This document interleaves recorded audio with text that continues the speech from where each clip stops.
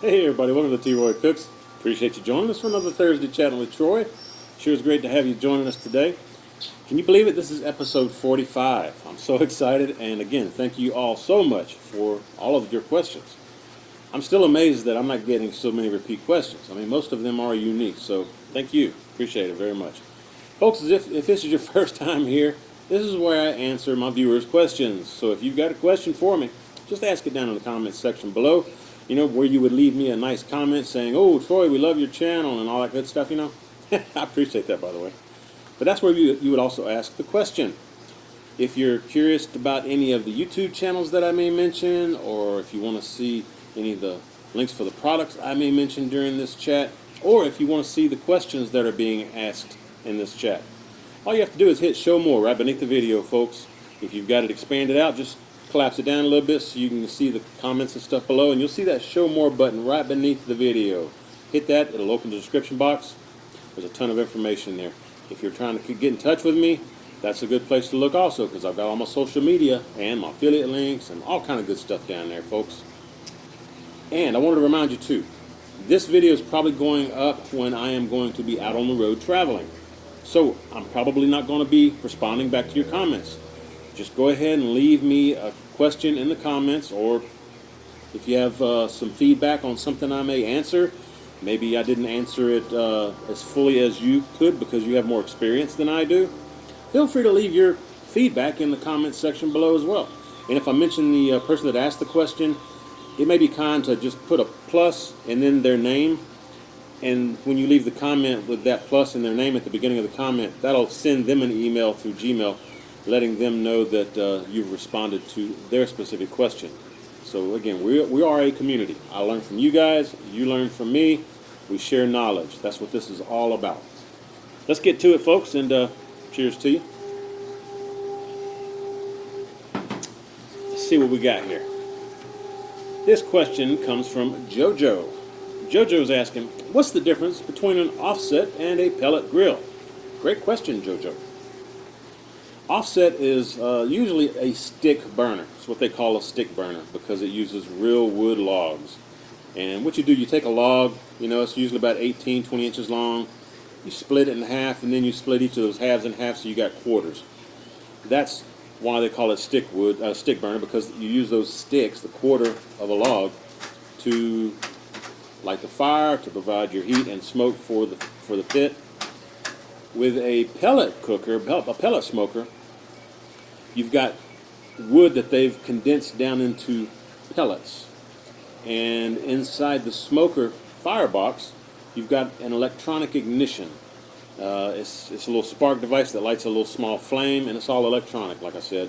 It's got brains on it so that you can set it for a desired temp to maintain during the cook. But you've got to have electricity close by somehow, some way. And what the electricity does, though, it ignites the fire in the firebox, and they've got an auger that spins, and I mean, you've got a big, huge bin sitting next to the brains that you fill up with those pellets. You can use any kind of flavored pellets you want. They have different flavors, just as they do different woods, and even mixes of wood flavors in the pellet form. But anyway, you load that hopper full of your pellets, and they have an auger in the bottom of the hopper that's like a big screw, and it just screws under there, under the pellets, and the pellets drop in there, and it kind of feeds them into the firebox chamber where there's fire going. Now, once the electronic ignition lights the fire in the firebox, and those pellets start smoking and catching flame, then the electronic ignition stops, and at that point, it's strictly burning from the wood pellets. So you get a little different flavor than you would if you were using wood on an offset. It's not quite a smoky flavor. The wood pellets provide more heat than they do smoke. So I've heard of some people wanting to get a little more smoke flavor on a pellet smoker. They may go get one of these tubes that you fill with sawdust or something to add more smoke into the cooking chamber of a pellet cooker. But some people don't really like a lot of smoke, so pellet cooker is the way to go, you know. With your offset, you get a nice airflow coming in across the wood that keeps it flaming and combusting. That provides your heat, because that air coming in from the firebox flows over the meat. Usually, if it's a standard offset, flows over the meat through the cooking chamber, and then out of the stack at the other end.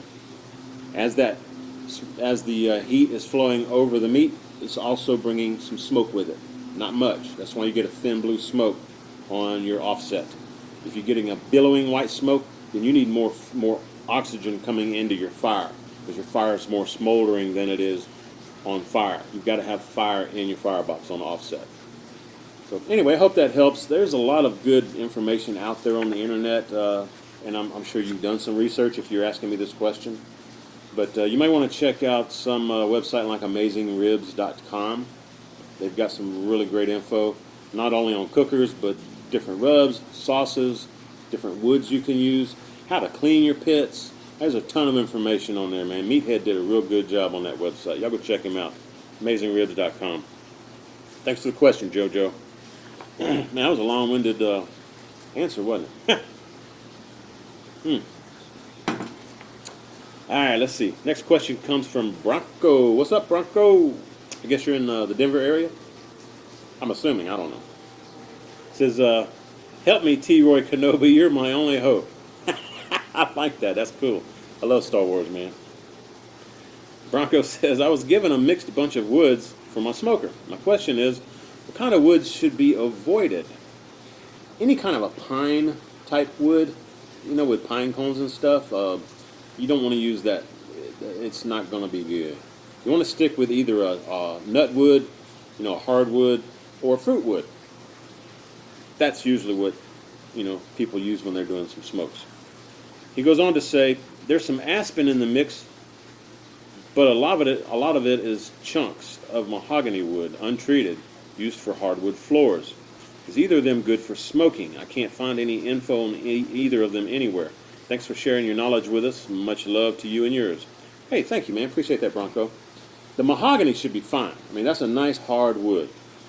And it does have nuts on the tree, if I'm not mistaken. You can use mahogany. The aspen, no. I would not use aspen for smoking meat.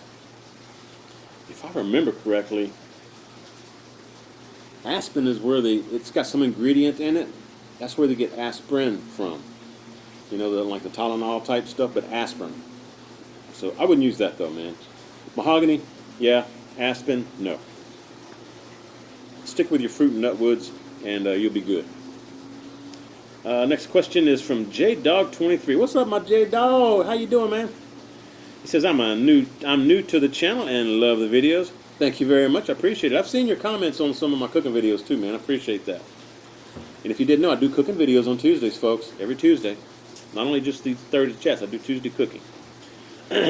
Y'all subscribe so you can be notified whenever I put a video up.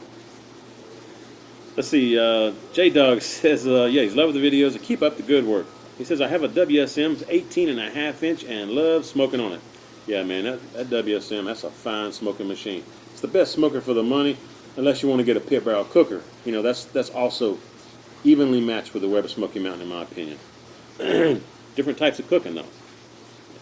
Let's see. He goes on to say, let me see. Have you ever used Kingford charcoal with hickory or any other of their wood-infused flavored products? And if so, how did it compare to using Kingsford Blue with wood chunks, which is what I do?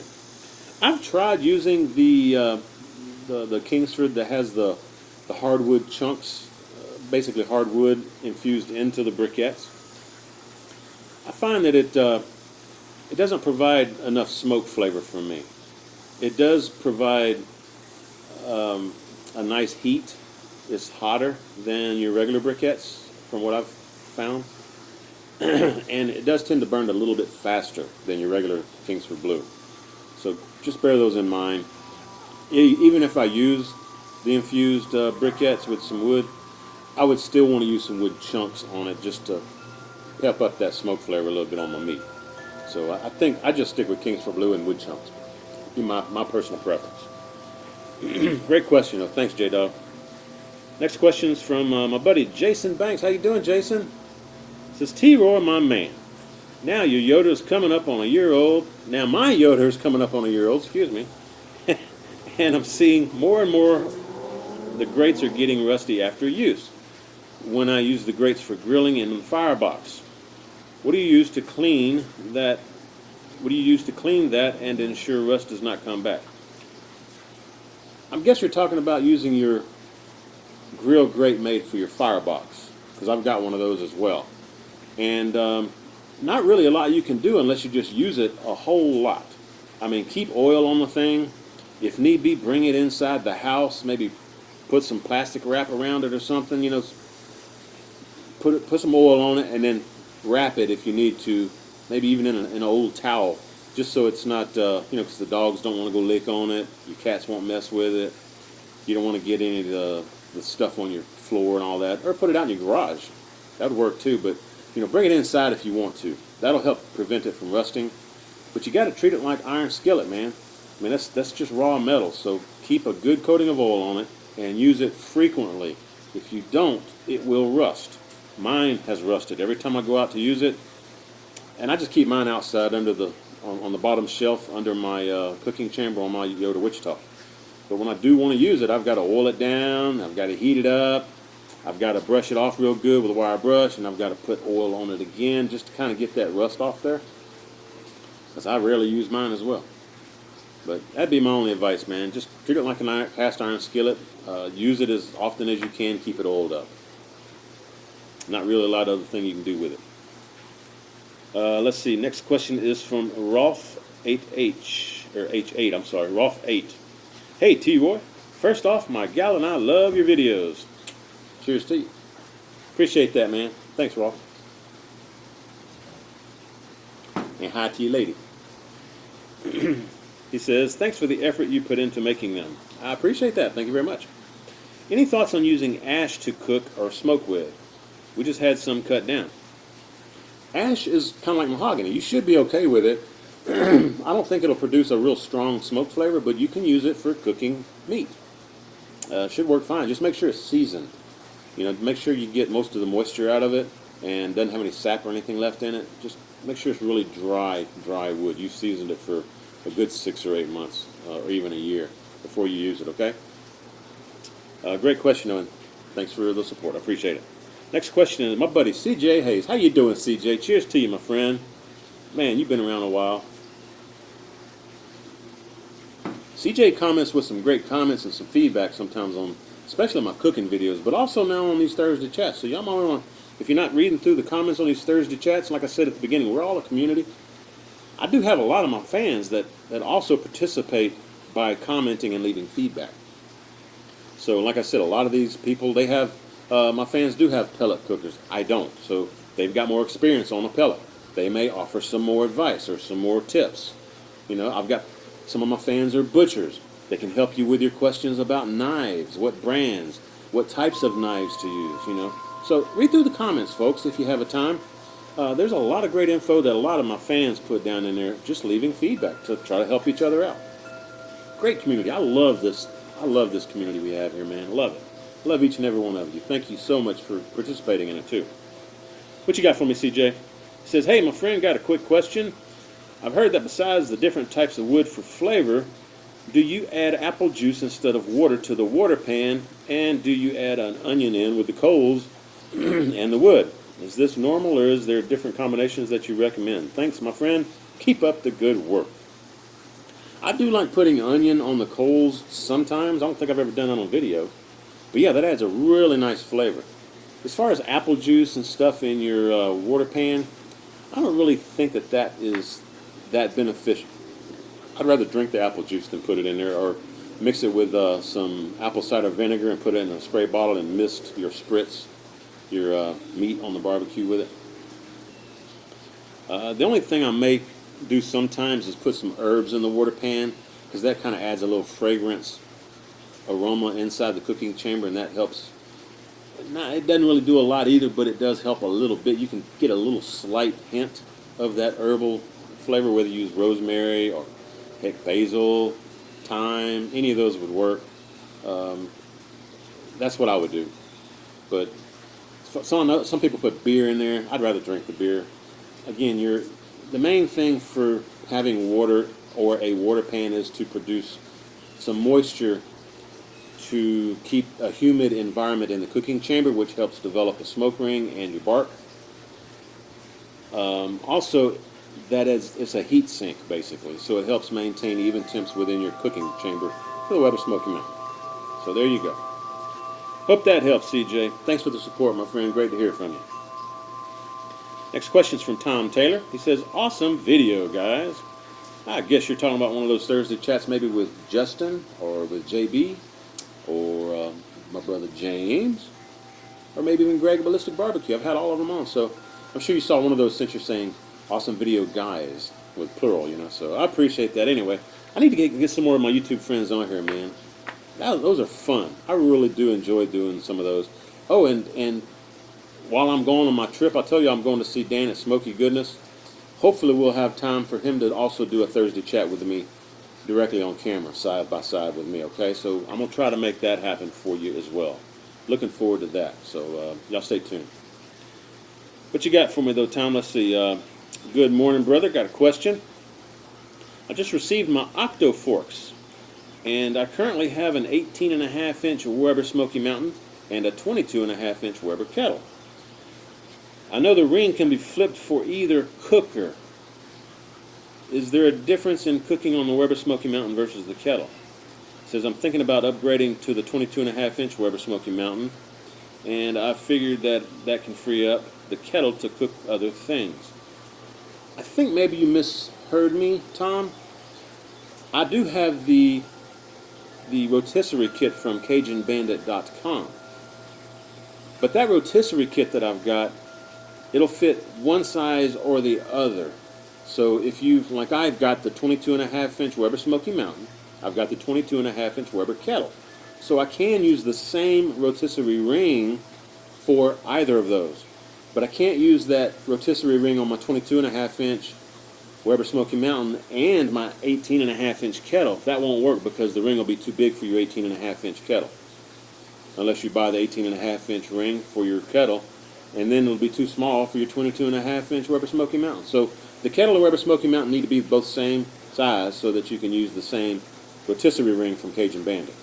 I hope that makes sense. Hope that helps you. As far as upgrading to the 22.5-inch Weber Smoky Mountain, I would say go for it, simply because you've got a lot more real estate to cook on. You won't have to cook your briskets you won't have to cut your briskets in half for them to fit. You won't have to cut your rib racks in half for them to fit. You can lay all that straight out on the 22.5-inch grill grate. It'll fit wonderfully. So I would go with the 22.5-inch Weber Smoky Mountain regardless. Hope that helps, man. And I'm glad you got some OctoForks, man. Those OctoForks are terrific. I'm loving mine. But yeah, make sure you get the right ring size from CajunBandit for your rotisserie ring, depending on which one you want to cook on. If you've already got the 22.5-inch kettle and you've got the ring for that, I'd say go ahead and get the 22-inch Weber Smoky Mountain. Use the same rotisserie ring for that as well. And as far as which one cooks better, I'd say probably the kettle.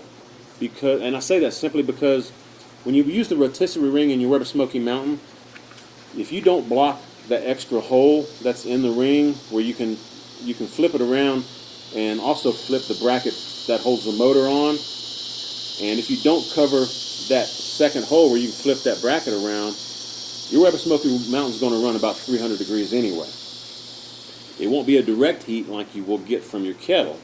So if you're looking for more of a smoke flavor, then I would say use your Weber Smoky Mountain and cover that hole that's on the ring that you're not using for the bracket.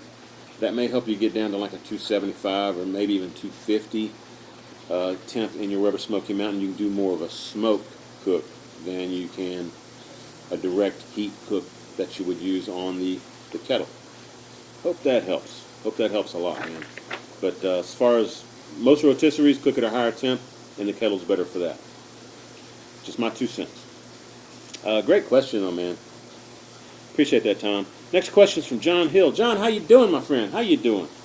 Appreciate your support, man. And cheers to you.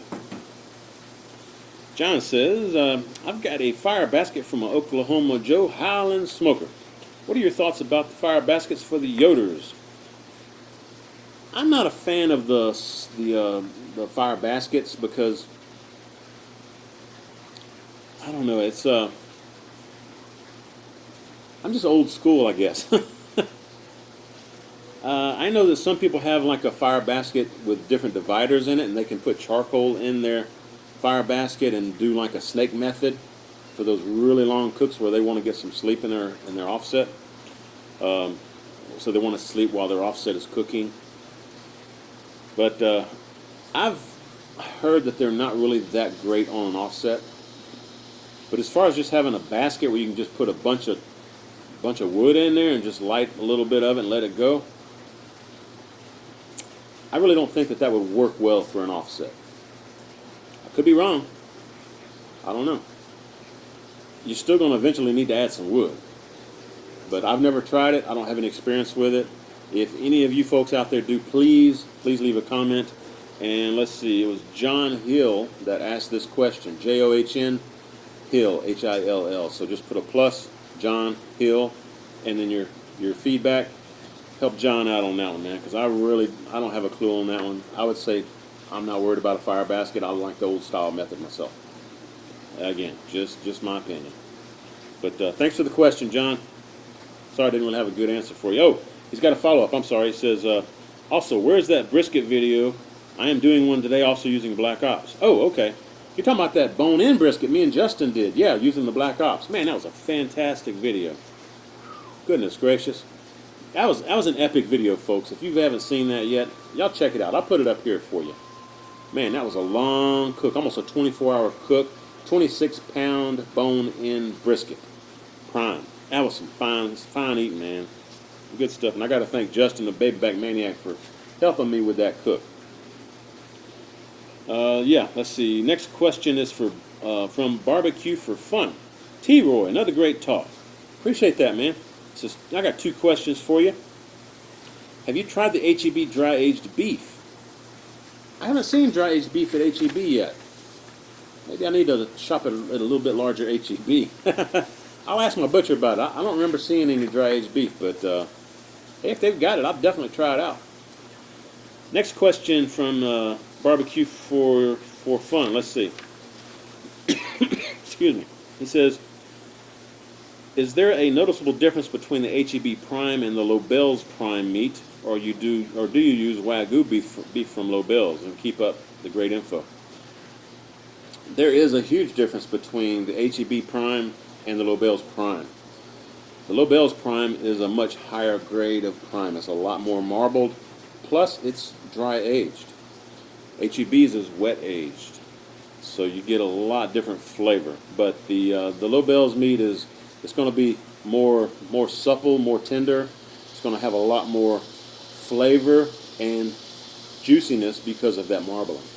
And you also get that additional dry aged flavor, which is like a nutty aroma coming off of it. But when you bite into it and you swallow it, you get it's almost like a rich buttery feel on the inside of your mouth and your tongue. It's so good, so good. You don't get any of that from the H-E-B prime. The H-E-B prime's great. I mean, I buy it all the time. Trust me, I like the H-E-B prime. But when you compare that to the Lobel's prime, it's night and day, man. 2 different worlds. And don't even talk about the Wagyu from Lobel's. Every once in a while, I'll do a video for Lobel's where they send me some Wagyu. And that is the most tender beef that I've ever tasted in my life, man. That is some good stuff. Now, I will let you know, the Wagyu doesn't have as beefy a flavor as the prime or their natural prime from Lobel's. It's got more of a rich, buttery flavor. The Wagyu does. So just keep that in mind. But if you want tenderness and juiciness, Wagyu is a lot more marbled than prime. So there you go. All the meat from Lobel's is fantastic, folks. That's why y'all see me use them, man. And I love that they ship fresh. They don't ever freeze their beef. It's good stuff. Appreciate the question, man. Next question we got is from my buddy Johnny. Onions Smoke Shack. Y'all go check him out. Links are down below. Just hit show more. What you got for me, Johnny? Oh, cheers, my friend. I'm doing a lot of talking today, it seems like, huh? It's all good, though. I love talking to you guys. Let's see. Question from Johnny. He says, hey, Troy, if I take an 8-pound pork butt that would normally take about 12 hours to smoke at 225. And I cut that pork butt into two, so I've got I've got two 4-pound halves. Would the cook time be severely diminished?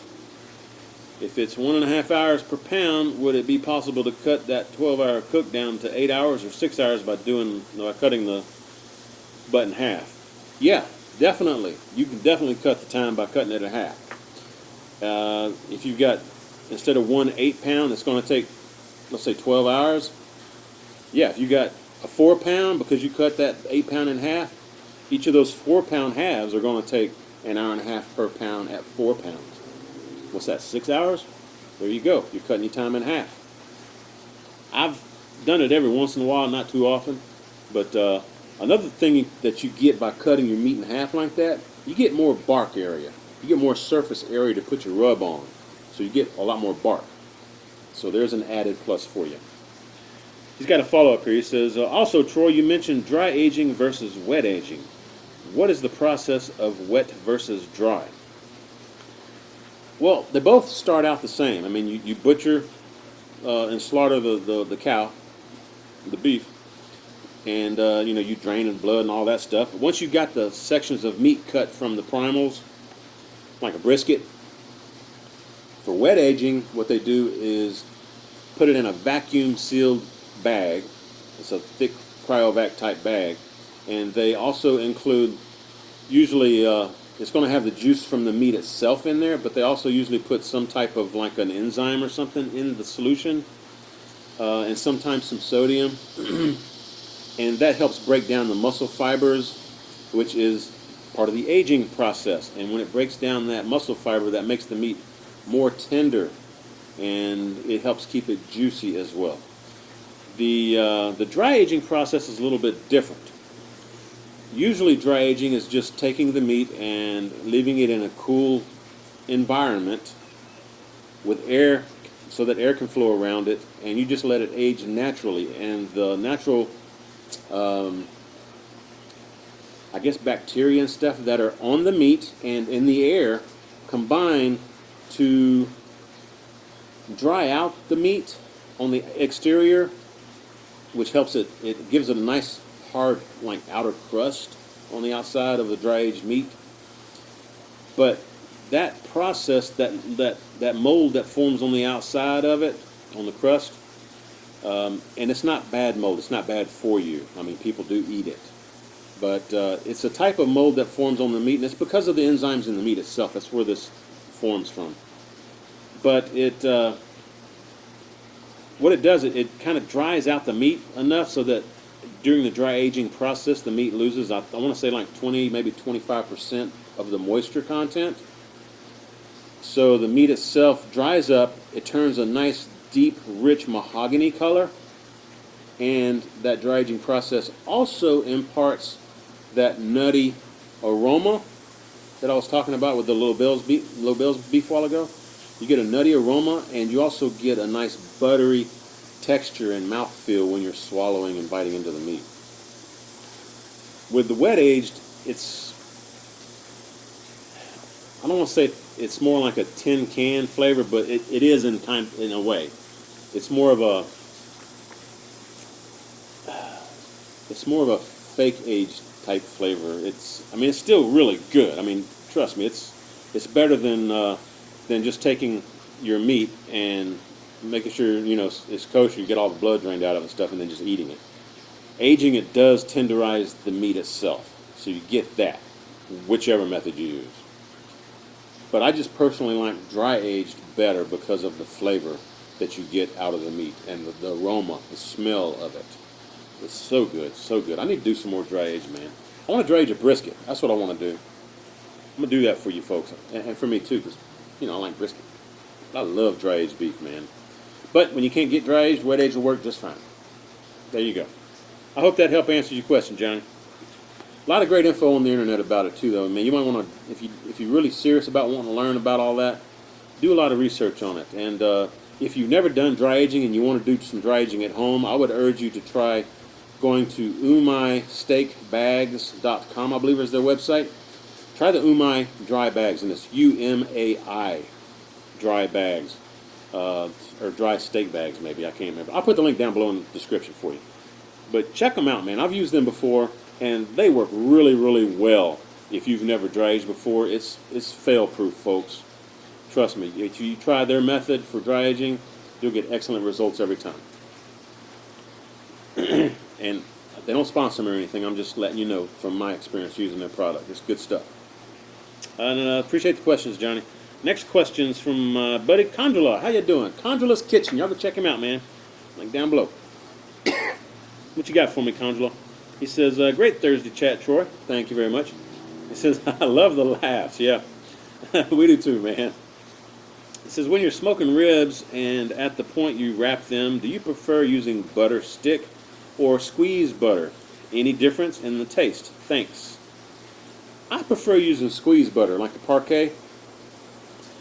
I've tried using real butter, and it just, I mean, it's really good. It's a nice, rich, buttery flavor, but it doesn't have the same flavor as margarine, like the Parquet. And the reason I started using the squeezed butter is because Johnny Trigg, who has the cooking competition team out of Alvarado, Texas, Smoking Triggers. Johnny Trigg is the king of pork ribs, folks, around the barbecue circuit. He is the king, folks. He uses squeezed butter, and he's won so many awards, so I was like, well, heck, if Johnny can do it, I can do it too. So I tried it, and I was like, oh, that is pretty good. So squeezed butter is the way I like to do it. I just like the flavor of it better than regular butter, real butter. Give it a shot, man. It's good stuff. Next question. Oh, Mack's barbecue team. How you doing, Mack? Y'all go check him out. Again, I'll put a link for you down below. What you got for me, buddy? It says, Troy, you mentioned switching back and forth between your offset and the Weber Smoky Mountain to help out on the overnight long cooks. Yeah, I do that every once in a while when I'm really tired.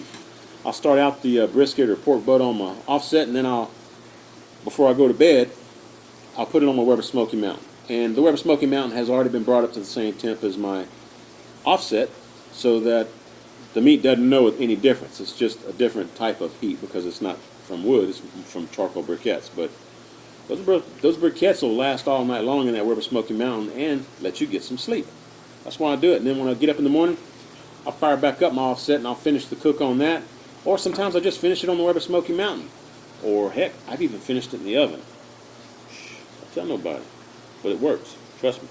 Once you get the smoke on it from the original outset of the cook, you know, the smoke at the end of the cook will help add to that bark, but you won't get any more smoke flavor into the meat.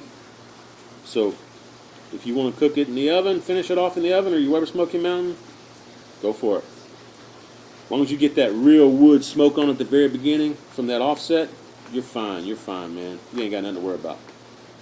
That was a great question, man. Let's see. I think I answered it the way you asked. Let me make sure, though. Yeah, I didn't even ask the question yet. He says, have you ever tried something like the Minion Method on the Yoder to help out with long cooks? And if so, how long of a burn can you get? Thanks, Mack. Well, Mack, I've never tried the Minion Method on Yoder Wichita. Again, I really enjoy the smell of the fire burning from the real wood, and I don't mind tending to the fire if I've got enough rest the night before. And like I said, if I do need some rest, I'll just switch it over to the Weber Smoky Mountain after I've gotten a good smoke, like a good 6 hours of smoke on it from my Wichita. Then I'll switch it over to the Weber Smoky Mountain. But what you're talking about is like using like that firebox thing that we were talking about earlier. You could use something like that in your offset. I personally have never tried it, and those that I've heard have tried it haven't been real successful with it. But hey, you know, different pits work differently. So if it works on yours and that's what you want to do, go for it. Ain't nothing wrong with it. Ain't nothing at all wrong with it. I mean, you're still providing heat to your meat to cook it and some smoke. That's what the game's all about. So again, I don't sweat the small stuff, man. You just have fun, figure out what works best for you, and go for it. But me personally, I've never tried it. If any of you have and you've got some experience with it, some feedback, go ahead and leave it in the comments below. And this was from Mack's Barbecue Team, MACK_S BBQ Team, 3 separate words. I'll put his link down below for you. And thanks for the feedback. Appreciate the question, Mac. Next question is from Gadjet Griller. How you doing, Gadget Griller? He's got a channel too, folks. Y'all go check him out. Show him some love, man. If you're not subscribed to any of these YouTube channels that I'm mentioning, I hope you go show them some love. Check them out. If it's some videos that you see that impress you, especially the smaller channels, it would make their day if you subscribe. So I implore you to do so. I'm subscribed to them as well. And I do frequently watch them. I like watching those smaller channels. I mean, they're real meat to the bones. They put their elbow grease into the cook, man, and they should put a lot of love into their cooking. So, and a lot of times, at the beginning, when they're just starting, they don't have a lot of experience with a lot of cooks, usually, so they'll show you their family recipes. Those are usually really, really tasty dishes, folks. Trust me. Go check them out, Gadget Griller, man. And Mack's Barbecue Team, and Kondrla's Kitchen, and Orion's Smoke Shack. Check them all out, all of them that I'm mentioning. Tell them old T-Roy sent you. Let's see, Gadget Griller's asking, how did you get the big channels like JB's to notice you? Besides making good videos, I'm afraid that ship has sailed for me. Nobody, no, really, did they just find, I mean, hang on, you're not making sense with this. First off, you asked me how the big channels like JB's noticed me. I just befriended them. You know, I became someone that they saw commenting on their channel frequently on their videos. And I did that because I really liked their videos. I liked what they were doing. I wanted to learn from them. But also, too, when I'm commenting, other people, if they're looking through the comments, like a lot of people do actually look through the comments, they'll see my channel name that I left a comment. And if I've got a cooking channel name, something that they're interested in, they'll likely click on my name, and it'll take them to my channel. They can check out my videos. I may get a subscriber or two. So there you go. But as far as like JB, man, honestly, I just would like befriend JB. You know, he got used to me commenting on his videos, and then one year he had his spring fling. I think it was like his 3rd annual spring fling or something, where he does his crawfish bowl every year. I went to that and got to meet JB in person, and got to meet a bunch of other YouTubers that I had not met before. I got to meet Russ over at Smokey Ribs. I got to meet Joe from Southern Coastal Cooking. I got to meet Booger 500 US. Bunch of great people, and the fans too. The fans showed up as well. It's not just YouTube people coming to those events. Just like Keith Bettag's party, man. Y'all go check out Keith Bettag's channel, man. But Keith Bettag does a Labor Day party every year. I really am hoping that I have enough energy to go, because again, there's not just YouTubers going, there's fans going. So you get to meet your fans by going to these events, and the fans that go get to meet YouTubers like me and JB and Booger and Tango Joe and, you know, all these other YouTubers. So it's a great get-together, man. It's good times. But once you meet, like I met JB, he was a lot more forthcoming with his knowledge, you know, when we'd have personal conversations. We started, you know, exchanging emails, and then worked up to, you know, now we text each other or call each other quite often and just chit-chat, you know, seeing what each other's doing, how things are going, you know, make sure the family's okay, you know. So, I mean, JB's family truly is like my family nowadays. I mean, we're that close. I love the guy and his family to death, man. They're really great people. But it takes time to build up that relationship. You can't just do it overnight. Like, I get people all the time, I don't know why, they're like, leave a comment on my video saying, hey Troy, please plug my Instagram channel. I'm like, I've never heard of you before. I don't know who you are. Why would I do that? You know? Build a repertoire with me. Get to know me a little bit. Let me get to know you a little bit. Don't just come out of the blue when your first thing that you write a comment on my channel is, hey, give me a plug. You know, plug my channel, or plug my video, or plug, you know, send people to my Instagram or my Facebook page. I'm like, no, that ain't how it works, man. You've got to build some trust. You've got to get to know the person before you can start engaging in that type of request. So I'm just throwing it out there, you know, from my own experience. Your mileage may vary. Let's see if I can get to this this other part that I didn't quite understand. It says, let me read it first just to make sure I say it right.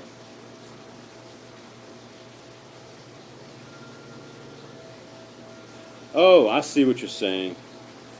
Talking about the big channels noticing me. He says, it's basically saying, after he says, how'd you get JB's channel to notice you besides making good videos?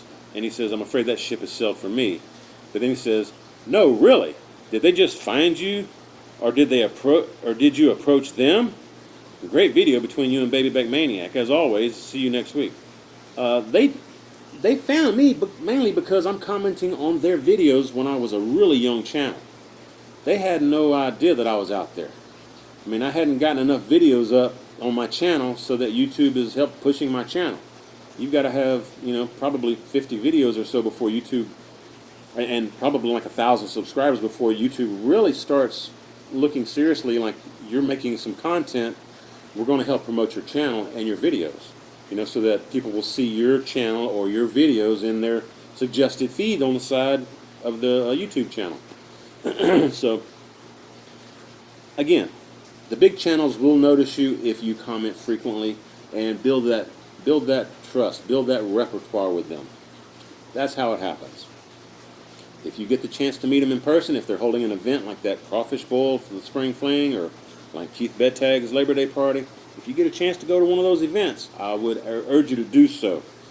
It's a great place where you can go network and meet your fans, meet your friends, meet new friends, meet the YouTubers that you love to watch. So there you go. I hope that helps, man. And again, y'all go show Gadjet Griller some love. All these links are down below, folks, for all those YouTubers I just mentioned, even the bigger ones. So go show them some love if you haven't already. Next question is from Sean Murray. He says, another good video. Thanks, Sean. I appreciate that. I'm parched, Sean. Pardon me while I take a little swig, and cheers to you, my friend. I was going to try to do a cook today. I may still fire up one of my pits and do a cook. We'll see. Let's see what I got for you, Sean. Sean says, been thinking about getting a channel started with my son. I'm just wondering if the channels are oversaturated. What do you think? Keep up the great work. I wouldn't say they're oversaturated, because everyone does their own unique thing for the most part. I mean, there's some copycats out there for sure. But for the most part, people do their own thing. People have their own personality that they put out when they're doing a video on camera. So just be yourself, do your own thing.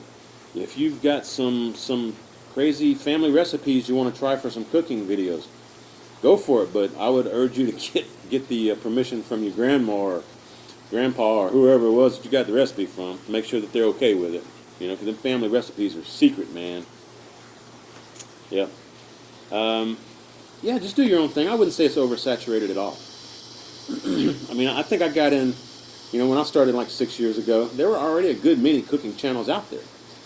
And new ones are coming up all the time. And you haven't mentioned what type of channel you're talking about doing. I'm assuming cooking, but I would say go for it, man. Everybody's got their own way of cooking. Everybody got their own techniques. Everybody does things differently on their own grills. Like you may have a Weber Smokey Mountain like I've got. You may set up yours differently than I've got. You may use the snake method where I use the Minion method. You may use sand where I use water. There's a lot of different things that you can do that are different than what most other people are doing. If you want to go that route, that may get you more attention, but it also may hinder you because those other channels already have a lot of subscribers, and they've got their base. You're trying to build your base of subscribers. So it may take you a while to get going. But just have faith in yourself. Do what you do and enjoy what you do. Make sure your fans know that you love them. Like I'm telling you guys out there, I love each and every one of you, and I could not do this without you. Especially now. I mean, I'm retired. I depend on you folks to help me with my income. So anything you can do, I appreciate it very, very much. Thank you so much for the support. And clicking on my affiliate links or sending money to my PayPal account, that kind of thing. All those things do help a lot. Like, I just went and bought, I showed you the other day, I got a new shirt and a bathing suit. But also bought some ribs, bought a prime brisket, and other things, along with some camera equipment, microphones and stuff. All that stuff comes about because of the support from my fans. So truly appreciate it. Thank you so very, very much. I really do. It helps me make my videos better, which again helps me grow. And the more I grow, the more I can do. Like I want to go see Keith Bettag. I want to go see Dan, SmokeyGoodness. I'm able to do those things because of you, each and every one of you helping me out. So it makes for better videos, gives you better entertainment. It's a win-win. Plus, again, with these Thursday chats, we're learning from each other. I'm learning just as much as all of you are. I'm learning from you. So it's a great community. And I truly do appreciate everything that you folks do to help me out. So the feeling's mutual. I appreciate it. But there you go, Sean. Next question is from Mike Williams. He says, can you suggest a good adjustable thermometer for the Kamado type grills? Yeah, there's two of them that I really like. I like the Tell True brand, and I like River Country brand. Both of those are available on Amazon. I'm not sure of the size of the hole for the Kamado cooker that you have, but double check for the diameter of the hole where the thermometer goes through, and then you screw it on from the back. You've got to find a thermometer that has that same diameter or a little bit less diameter than the hole diameter, so that it can go in there and you can screw the back bezel on there and tighten it down. Because I don't think you want to be trying to drill a hole larger than what you already have in that ceramic material. That could not be. You could crack your lid. So again, measure that hole carefully. Find a thermometer with a diameter that is very, very close or a little bit on the underside of that hole that's already there in your Kamado. As far as brands go, Tell True and River Country. That's what I would suggest. They're both excellent. Great question, Mike. Let's see. Next question is from Cheryl Gordon. She says, have you ever used the Santa Maria style of cooking? And if so, how did you like it? I haven't used the Santa Maria style of cooking, but basically, if you're not familiar with that, it's like you've got an open pit with an adjustable grill above it that you can raise and lower either further away from the coals or closer to the fire, the coals. And then you put your meat on that grate that you raise and lower. That's the Santa Maria method. I've used some Santa Maria seasoning from Oak Ridge Barbecue that is top notch, man. But yeah, I don't have an open pit that I can do that with. I've seen somebody recently, somebody actually emailed me, and they had some kind of like a contraption, like basically looked like a tripod. It was three-legged device, and in the middle had a chain or some metal rod hanging from it, and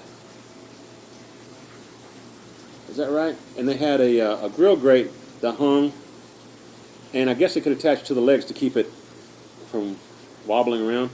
But anyway, this device would swing out above, and you can swing it away from their Weber kettle. And they were using their Weber kettle as an open fire, and it had this swing thing that would swing over the grill grate, and you could raise and lower it in a Santa Maria fashion. And that looked pretty cool. I'd never seen one like that. But I think the guy, I think it was over in Istanbul or somewhere like that. So I don't know that they have those here. But man, I love tri-tip. I would love to try the Santa Maria style. I love the open fire cooking. I love that smell. And again, I mean, that's the caveman coming out. I mean, but that sounds like fun, man. I'd love to do something like that, but I just don't have one. But I appreciate it, Sandra. Folks, I'm sorry, that wasn't Sandra, that was Cheryl. That's why I'm double checking. I'm sorry about that, Cheryl. Cheryl Gordon, I thank you, man. That was all I got for you today, man. Seemed like it was longer than I expected this video to be. I'm not sure how long it is, but we'll see y'all next Thursday, folks. I appreciate y'all joining me, and again, from the bottom of my heart, thank you all very much for your support. I truly appreciate it.